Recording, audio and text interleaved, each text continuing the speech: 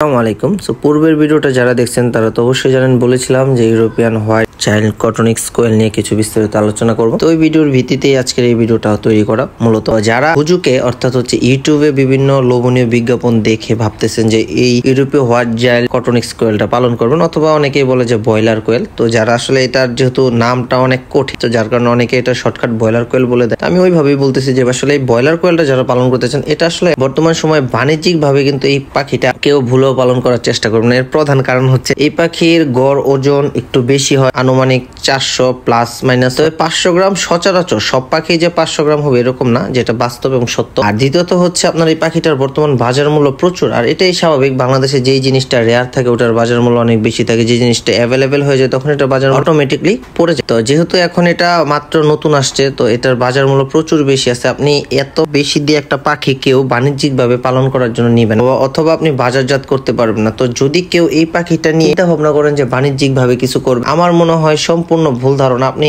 একদম মাঠে মারা যাবেন। এই পাখিটা নিয়ে বাণিজ্যিক ভাবে কোনো কিছু করা যাবে না, কারণ পাখির মাংসের যে দাম মার্কেট, ওই মার্কেটে এটার দাম ওইভাবে আপনার ভ্যালু পাবে না। তবে শৌখিনতার খাতিরে যারা পালন করেন বা করতে চান বা করতেছেন, ঠিক আছে, সেটা শৌখিনতার জন্য আসলে এই পাখিটা আপনি পালন করতে পারেন। যে অনেকটা দেখতে বড় দেখা যায়, এটা উড়াল দিতে পারে না। উড়াল দিতে না পারার প্রধান কারণ হচ্ছে এটা বয়সের তুলনায় বা ডানার তুলনায় এর বডির ওয়েট অনেক বেশি হয়ে যায়, যার কারণে আসলে এটা চাইলেও উড়াল দিতে পারে না। ওরকমই যদি এটার ওয়েট একটু কম থাকতো তো অবশ্যই এই পাখিটা উড়তে পারে। আপনারা যারা এই পাখিটা নিয়ে কাজ করবেন ভাবতেছেন বা করতেছেন হয়তো অনেকে, তো যারা নতুন ভাবে এই পাখিটা নিয়ে কিছু চিন্তা ভাবনা করতেছেন তাদের উদ্দেশ্যে আমি বলবো, আপনি শৌখিনতার জন্য এই পাখিটা পালন করেন, এতে কোনো আপত্তি নাই, আমারও নাই এবং কারো নাই। তবে আমি বলবো না আপনি লাখ লাখ টাকা ইনভেস্ট করে এটা বাণিজ্যিক ভাবে যান, কারণ খুব শিগগিরই এটার বাজার 10 নেমে যাবে, পড়ে যাবে। কারণ বিগত দিনগুলোতে আমরা দেখে আসছি টার্কির বাজার কি ছিল কি হয়েছে, আবার এখন কি হয়েছে, তিতিরের বাজার কি ছিল কি হয়েছে। এবং হচ্ছে আপনার কিং কোয়েল বেশি দিন আগে না, মাত্র মাস 6 আগের ঘটনা। কিং কোয়েল এক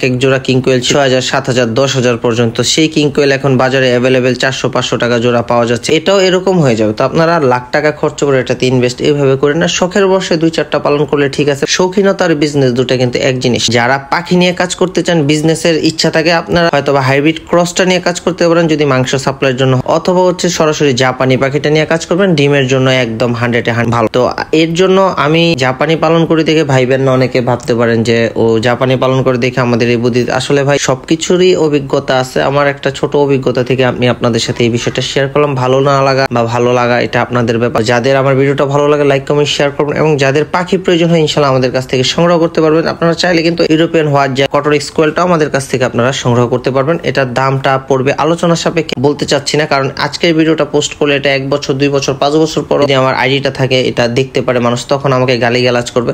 সো দামটা অবশ্যই জানতে হলে স্ক্রিনে দেওয়া নম্বরে ফোন দিবেন। ইনশাআল্লাহ আমাদের ঠিকানা হচ্ছে নরসিংদীতে আসলে পেয়ে যাবেন। ধন্যবাদ, ভালো থাকবেন। যাওয়ার আগে বলতে চাই, যারা আমার চ্যানেলে নতুন আছেন, যারা আমার ভিডিওগুলো প্রথম দিন, তারা অবশ্যই আমাদের চ্যানেলটা সাবস্ক্রাইব করে বেল আইকনটি বাজিয়ে দিবেন। আর যারা অলরেডি সাবস্ক্রাইব করছেন তাদেরকে অসংখ্য ধন্যবাদ সাবস্ক্রাইব করে পাশে থাকার জন্য।